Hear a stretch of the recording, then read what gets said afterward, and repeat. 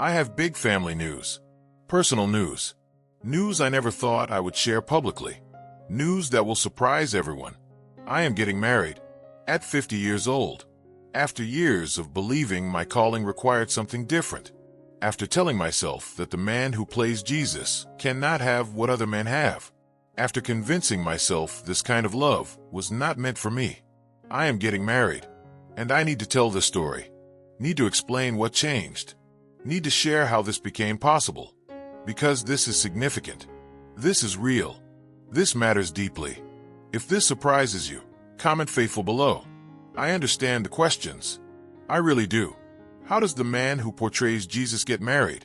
How does someone in this position find love? How does faith and calling and partnership work together? Let me explain. Let me tell the whole story. Let me share why this decision is not just right but blessed. Why this changes everything about how I understand my calling. Why I am more excited about this than anything except the show. My voice is steady as I share this. Not nervous about what people will think. Not uncertain about this decision. Just ready. Ready to be honest. Ready to share this journey. Ready to show that faith and love are not opposites, but partners. Because this is not me abandoning the calling. This is not me choosing comfort over mission. This is me finally understanding what God intended. This is considered. This is prayed over.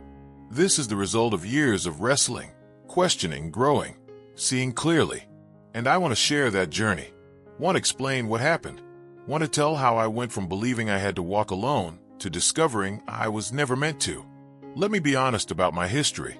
I have been in relationships before. Serious ones. Relationships with good women who deserved more than I could give. And they ended.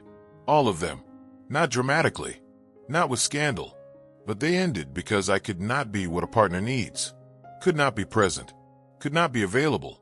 Could not give them the life they deserved. And after the last one ended, after I got the role, I made a decision. I said never again. Never again would I ask someone to share this impossible life. Never again would I expose a relationship to scrutiny. Never again would I put someone in this position. And I meant it. For years. I meant it. I was not being cynical. I was being realistic. This role is not like other roles. This work is not like other work. People do not see Jonathan. They see Jesus. They project their faith onto me. They expect holiness. They watch every move, every word, every choice. And bringing someone into that felt cruel. Felt impossible. Felt like asking too much. So I chose solitude. Chose to focus everything on the show, on the message, on doing this role justice. I poured myself into filming, into preparation, into being worthy of representing Christ. And I told myself that was enough. That the work was my family. That the cast was my community. That I did not need what other people need. I prioritized the mission above everything. Was absent from normal life. Was consumed by the weight of this calling. Could not imagine dividing my attention. Could not imagine asking someone to live in this fishbowl. Could not imagine how partnership could possibly work. And that is what this calling seemed to require. Total devotion. Complete focus. Singular dedication. And I could not do that while building a life with someone. So better to accept it. Better to walk alone. Better to not disappoint someone. Some people are called to family. Some people are called to mission. And I believed I was in the second category. Believed that deeply. And I accepted it. Accepted the loneliness. Accepted the trade-off. But something changed. Over the past 2 years, something shifted in me. In what I believed. In what I understood. And that shift led me here. Let me explain what changed. What happened. What made this possible. The show reached a completion point. We filmed the crucifixion. We filmed the resurrection. We completed the core story. And something about that milestone changed my perspective. Made me realize the mission does not require me to sacrifice everything forever. That representing Christ does not mean refusing the life Christ blessed. That finishing this chapter meant I could open one in my own life. When I was deep in filming, especially the crucifixion scenes, I thought I had to carry everything alone. Had to bear the weight without support. Had to embody suffering without comfort. But as we wrapped those scenes, as I stepped back, I realized that was not what Jesus taught. Jesus valued relationships. Jesus had community. Jesus brought people close. And I had convinced myself that playing Jesus meant living differently than Jesus lived. That was the first shift, the recognition that I had misunderstood. I got tired, deeply tired, not just physically tired from a schedule, from 14-hour days, from the emotional weight, but tired in my soul, tired of always being on, always being watched, always being the representation of something holy while feeling human inside. That exhaustion built over years, and eventually it became impossible to ignore. I was successful. The show was reaching millions. We were getting messages about changed lives, restored faith, people coming back to God. But I was empty, burned out, lonely in a way that no success could fill. And I realized that pouring out without being filled is not sustainable. That representing love without experiencing love is hollow. That showing people God's heart while refusing His gifts is missing the point. So I started praying differently. Started asking God not just to help me do the role well, but to help me live well. Started asking if there was a way to have both, the calling and the companionship, the mission and the partnership. And I met someone. This is the center of the story. This changed everything. I met someone who understands this calling without being overwhelmed. Someone who sees the show as important but sees me as human. Someone who can handle the scrutiny because her faith is strong enough. Someone who does not need me to be Jesus. Who is fine with Jonathan, the tired, imperfect version underneath. And that changed everything. Made me believe God was providing what I thought I had to refuse. Someone might ask, why marriage specifically? Why not just be together privately? Why not partnership without public announcement? Why not avoid the scrutiny marriage will bring? Those are fair questions. Questions I asked myself. Questions we discussed. Here is why marriage matters. Why I am choosing it. Why it feels necessary. Marriage is a covenant statement to her, to our faith community, to myself. A statement that this is serious. This is committed. This is not something I am testing. This is not something I am keeping casual. This is full commitment. Covenantal commitment. Before God and witnesses. The kind that says I am all in. And that statement matters. It creates accountability to our community. Creates seriousness that honors her. Creates a framework that protects us. And I want that. Want to make that declaration. Want that level of covenant. Marriage is symbolic of transformation, of growth, of becoming someone different. The old me said this calling required solitude. Said marriage would divide my focus. Said I could not be both devoted to the show and present to a partner. And getting married now is saying that understanding was incomplete. That I have grown. That I have learned. That I can be more than I thought. That wholeness makes me better at the calling, not worse. And I want that symbolism. Want to mark this transformation. Want to honor this growth. Want to celebrate understanding God's design more fully. Marriage is practical. There are legal protections, financial clarity, healthcare decisions, rights and responsibilities that matter, especially in this public life, with the demands, with the travel and schedule and unique pressures. Marriage creates a framework that makes things clearer, simpler, more protected. And that matters. That is not romantic, but it is real. At 50, with this calling, with this level of attention, that practical side matters. So why not formalize it? Make it official. Make it clear. And marriage is what she wants. Not because she needs validation. Not because she needs the title. But because she wants the covenant. She wants to stand before God and make vows. She wants the spiritual weight of marriage. And I want to honor that. Want to give her what she asks. Especially because she is willing to walk into this complicated, public life with me. She deserves the security, the commitment, the public declaration that she is my partner. Let me tell you how this decision was made. It was not sudden. It was a process. We talked over many months, had honest conversations about what marriage would mean in this situation, discussed the challenges, the scrutiny she would face, the comparisons people would make, the pressure of being married to someone who plays Jesus. We talked about boundaries, about privacy, about protecting our relationship while being public, had conversations about faith, about calling, about how partnership could strengthen what God asked me to do, prayed together, separately, asked counsel from spiritual leaders, waited for peace. And slowly, over months, that peace came. Not in a lightning bolt, but in growing clarity, a settling certainty, an increasing confidence that this was not just allowed but blessed. And one day it just felt obvious. Not dramatic, not a grand gesture, just clear that this is what we want. That marriage makes sense, that we are ready, that this is right. And we decided together, calmly, joyfully, with full understanding, let us get married. Let us make this covenant. Let us commit fully. And it felt good, felt peaceful, felt like the natural next step.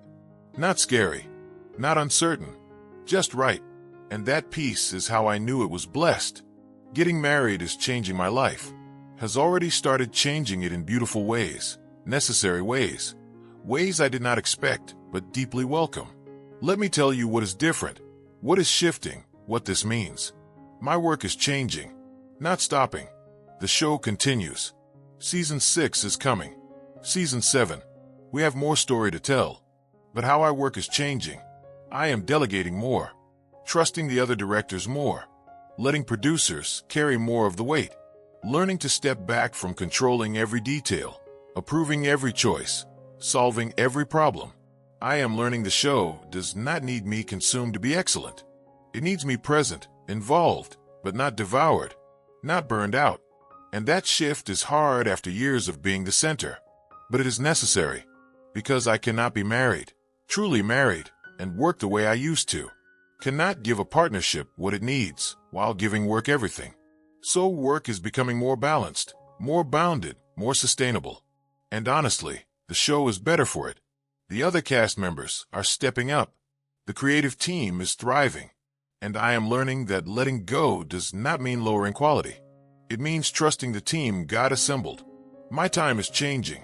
I have more of it, or I am protecting it differently, or I am using it for what matters most. However we say it, time is different now. I am spending real time with her. Not stolen hours between filming. Not quick dinners between promotional appearances, but actual dedicated time. Mornings together, evenings without work, weekends away from set, building memories, building connection, building the life that will sustain us through demanding seasons. And that time feels important, feels like what life should be. Not just mission, but living. Not just representing love, but experiencing it. That is what time is for now. And that is fundamental shift. My priorities are changing. She is primary now. The relationship is central. The show is important, deeply important, but secondary. That is a complete reversal from how I have organized my life since getting this role. And it feels uncomfortable sometimes. Strange. Like I am doing something wrong by not making the show most important. But I am learning this is actually right. That God designed humans for relationship first. That even Jesus had his inner circle. That wholeness makes me better at portraying Christ, not worse. That showing up rested, loved, supported makes the work better. And that is true. I can feel it in the performance, in the preparation, in how I carry the weight of intense scenes. I am not carrying it alone. And that makes me stronger, not weaker. My future is changing. I used to think about future in terms of seasons. How many more seasons? What projects come after? What speaking engagements? What legacy through work? And that is still there. Still part of the picture. But now future includes her. Includes us. Includes the life we will build. Where we will live when filming wraps each season. How we will spend holidays. What rhythms will sustain us. Who we will be together as we age. That is part of future now. A big part. Maybe the most important part. And that changes everything. Makes future feel richer. Fuller. More like an actual life, and less like just a career.